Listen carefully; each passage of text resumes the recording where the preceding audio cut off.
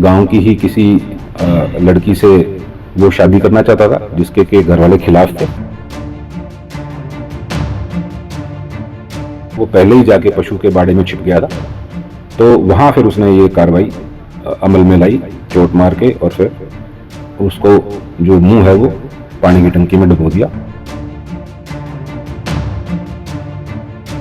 बड़ी खबर आपको बता दें कि एक मां का हत्यारा बेटा बन बैठा। वजह है एक लड़की जिससे वो शादी करना चाहता था, लेकिन मां को वो पसंद नहीं थी। लेकिन उसके बाद बेटा अपनी ही मां का हत्यारा बन बैठा। मामला है हरियाणा के यमुनानगर के कस्बा साढौरा के गांव श्यामपुर का, जहां पर एक बेटे ने अपनी मां को मौत के घाट उतार दिया, और वो भी इसलिए क्योंकि बेटा गांव की एक लड़की से शादी करना चाहता था, लेकिन मां ऐसा होना नहीं देना चाहती थी।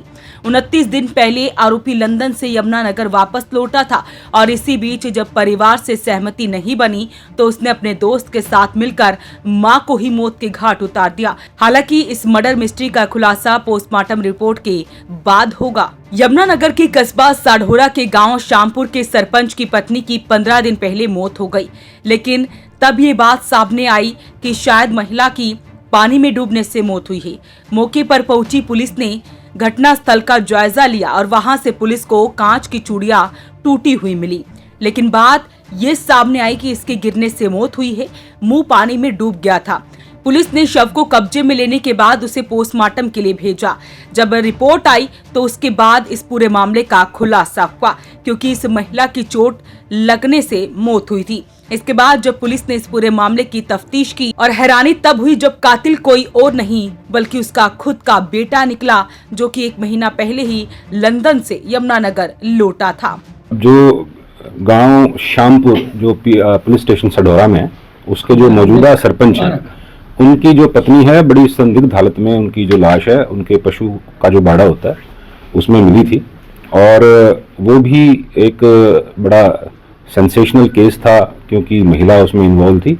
और उसकी भी मैं आपको बताऊं कि जो एज पर इंफॉर्मेशन 174 की कार्रवाई होगी थी, पहले इत्तफाकन की तरफ चल पड़े थे, लेकिन जो मृतका है उसके मायके वाले और उसके पति ने एसपी साहब को कहा कि जी हमें शक है कि हमारी जो ये उसकी जो सरपंच की जो पत्नी है उसका वध हुआ है, खून हुआ है, कत्ल हुआ है, ना कि वो इत्तफाकन वो डूब गई थी उसमें पानी में।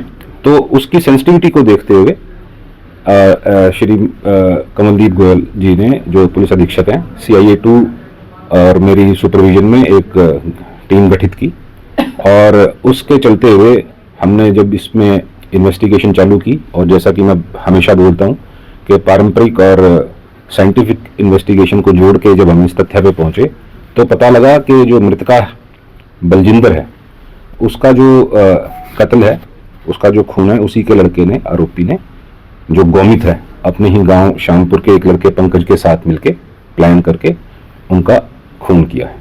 वहीं इस पूरे हत्याकांड में आरोपी बेटे के साथ साथ उसका एक साथी भी इस हत्याकांड में शामिल था। एक बेटे द्वारा अपनी ही मां के कातिल की बात तो सबके सामने आ गई थी, लेकिन इस बेटे ने अपनी ही मां का कत्ल क्यों किया, इसको लेकर जब पुलिस ने पूछताछ की तो चौंकाने वाला खुलासा हुआ।